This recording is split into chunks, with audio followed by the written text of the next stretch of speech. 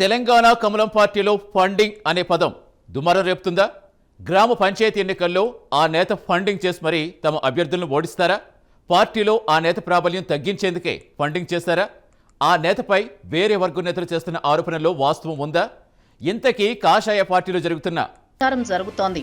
అయితే ఈ అంశం ఆ పార్టీలో కొత్తేమీ కాదు. గతంలో ఇలాంటి మ్యాజిక్లు జిమ్మిక్లు అనేక మంది చేశారు. అయితే దాదాపు అన్ని జిల్లాల్లోనూ ఇదే పరిస్థితి నెలకొంది.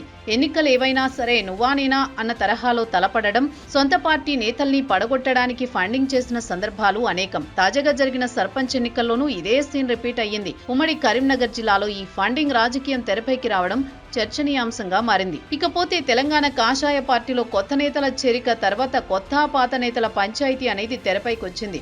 ఇతర పార్టీల నేతలు బీజేపీలో చేరిన తర్వాత ఉమ్మడి జిల్లాల వారీగా కొత్త పాత నేతల మధ్య విభేదాలు వచ్చాయి.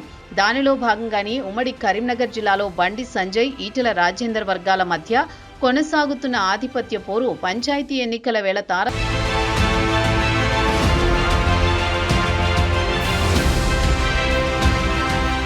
ఇక పంచాయతీ ఎన్నికల్లో వ్యాఖ్యలు చేశారు.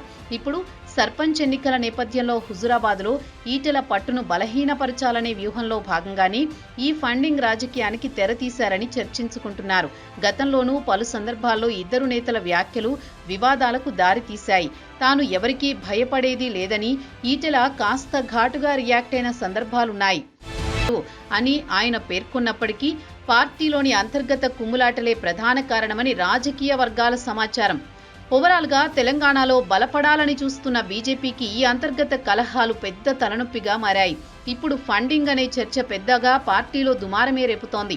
మరి హైకమాండ్ తక్షణమే జోక్యం చేసుకుని సమస్య పరిష్కరించకపోతే ఇది పార్టీ భవిష్యత్తుపై తీవ్ర ప్రభావం చూపే అవకాశం ఉందని రాజకీయ పరిశీలకులు భావిస్తున్నారు. మరి ఇద్దరి మధ్య ఉన్న వారికి హైకమాండ్ ఎప్పుడు ఫుల్ స్టాప్ పెడుతుందో చూడాలి.